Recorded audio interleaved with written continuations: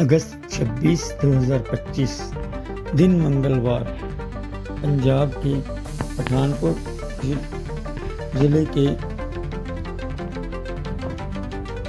माधोपुर इलाके में उस समय अफरा तफरी मच गई जब रावी नदी में बाढ़ का पानी डेंजर मार्ग से काफ़ी ऊपर होकर आसपास के इलाकों में तेज़ी से फैलकर कहर मचाने लगा। तेज़ी से बढ़ते पानी ने माधोपुर हेडवर्क स्टेशन पठानकोट के पास मौजूद बिल्डिंग में 22 सीआरपीएफ जवानों और 3 सिविलियंस को चारों तरफ से घेर कर इस माधोपुर हेडवर्क स्टेशन की बिल्डिंग को एक टापू जैसे स्थान में तब्दील कर दिया।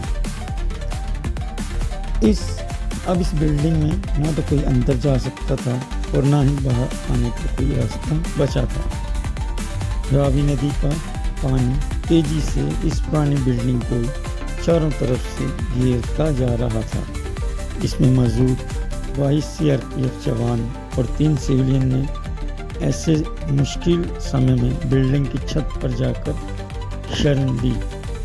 ऐसी बेहद नाजुक स्थिति में जहां सीआरपीएफ जवानों की जिंदगी दांव पर थी, ऐसे समय में एनडीआरएफ के जवानों और इंडियन आर्मी को रेस्क्यू ऑपरेशन के लिए सूचित किया गया। इंडियन आर्मी ने अपने आसपास के आर्मी बेस कैंप से रेस्क्यू ऑपरेशंस के लिए 5 MI हेलीकॉप्टर और 1 चिनूक हेलीकॉप्टर को इस काम के लिए नियुक्त किया।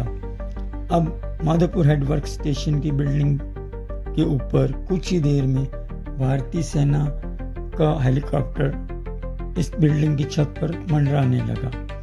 बिल्डिंग की छत से रस्सी और एयर लिफ्ट टेक्निक की मदद से एक एक करके सभी जवानों को इस बिल्डिंग से सुरक्षित निकाला गया। गौर करने की बात है कि इस ऑपरेशन को पूरा करने के लिए हेलीकॉप्टर को इस बिल्डिंग के कई चक्कर लगाने पड़े। 22 सीआरपीएफ जवानों के साथ साथ 3 सिविलियन भी जो इस बिल्डिंग में मौजूद थे, उनको भी सुरक्षित निकाला गया। हैरान कर देने वाली इस रेस्क्यू ऑपरेशन की एक खास बात ये रही कि रेस्क्यू ऑपरेशन के दौरान ही इस बिल्डिंग का एक हिस्सा पानी में गिर गया। 22 सीआरपीएफ जवान और 3 सिविलियन की जान को भारतीय सेना ने अपनी बहादुरी और कुशलता से बचा लिया। माधोपुर की इस घटना ने साबित कर दिया कि देश में जब भी कहीं कोई भी संकट की घड़ी आती है तो भारतीय सेना सबसे आगे और सबसे पहले खड़ी नज़र आती है। तो ऐसे में इंडियन आर्मी के लिए एक सैल्यूट तो बनता ही है। देश की सुरक्षा और बॉर्डर पर सभी हिंदुस्तानियों को सुरक्षित रखने के लिए इंडियन आर्मी का बहुत बहुत धन्यवाद। इंडियन आर्मी जिंदाबाद, इंडियन आर्मी जिंदाबाद। धन्यवाद।